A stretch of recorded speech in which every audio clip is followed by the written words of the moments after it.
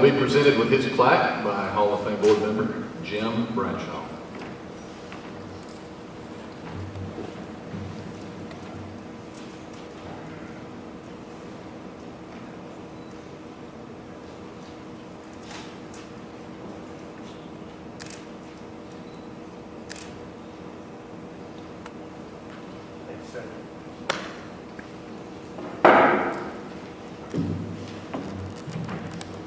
My son, 15-year-old Jack, is timing me, so I will do my best to stay to the time. The Stevenson family, what an honor. Everyone here, it's very humbling to be part of this class, especially to follow Rick Stevenson. Amazing story, and definitely worth the trip to hear that. Thank you to the Marshall County Sports Hall of Fame board members for this honor. Very humbled to be part of this class, and very excited to do it. This is very important to me because when I think back through all my life, my experiences at DAR were some of the most memorable and fun times that I had, and so it's always great to be back home. New York Times best-selling author Malcolm Gladwell, who wrote Outliers, said it best. He said, "There are no self-made people in this world."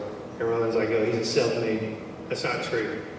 He talked about it. He said that everyone needed someone to get to this point in the world.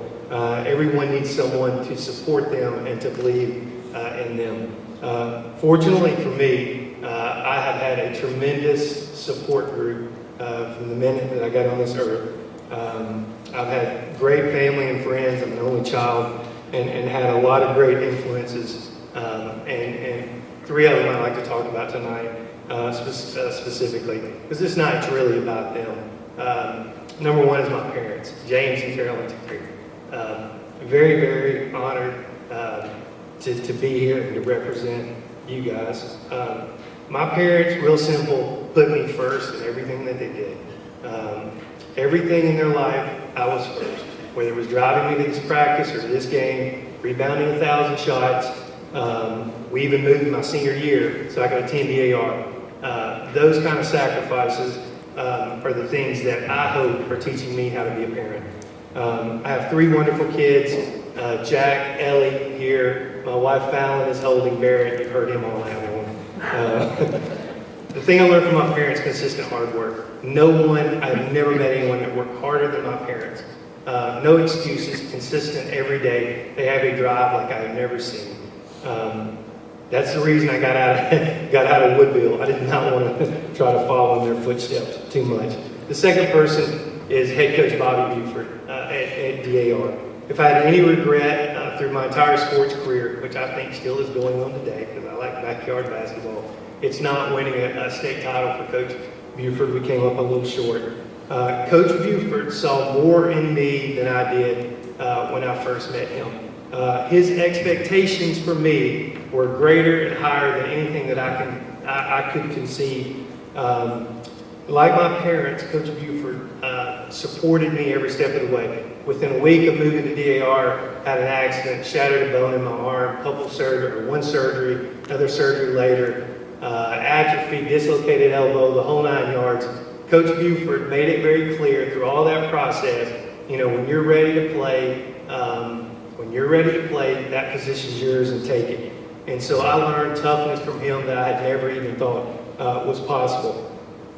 I've run 3, 4, 5 companies over the past couple of years, and I think that my leadership day-to-day style is as much like Coach Buford's as anyone. Coach Buford was the kind of man that was not easy to anger. He didn't yell, he didn't scream, but when he said something, he meant it, and you better take action.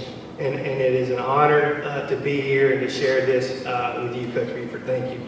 The third person is Coach Don Meyer. I hope that Coach Meyer recently passed a couple weeks ago, and I was fortunate to play for Coach Meyer for 5 years at Lipscomb. I was blessed to know him for 30 years. There's very few people like him. Coach won 923 games. I was the sole member of his senior class. I won 16% of those, 145. And those were a tough 4 to 5 years. We butted heads. I don't think I learned anything, though, from those wins. I learned from watching him and he has obviously, with my parents and Coach Buford, been an incredible influence on my life. I'm going to tell you 3 things I learned from Coach. This night is very much about him. God rest his soul, tremendous man. The first thing I learned from him, and in leading these companies, this is what I try to do. This is what I try to tell those guys: get in or get out.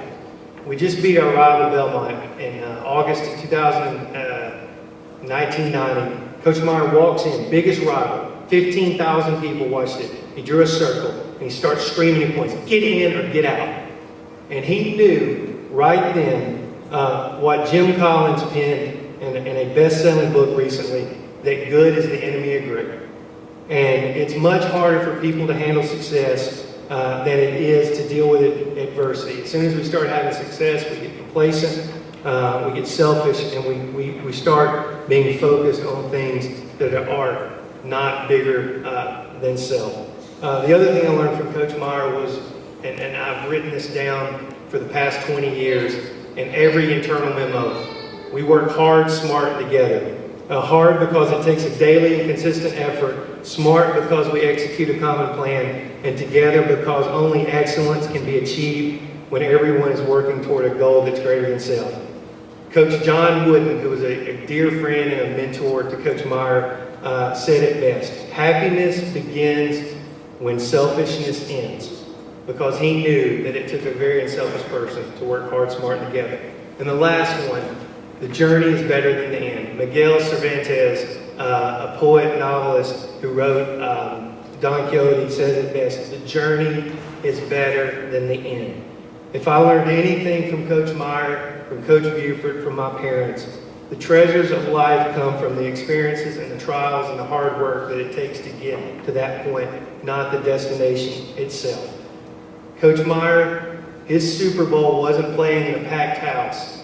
It was working hard and smart and together, and the relationships that he built doing that every day of his life.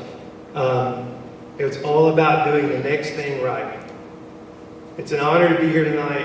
I appreciate your time and look forward to representing this Hall of Fame in any way that I can. Thank you.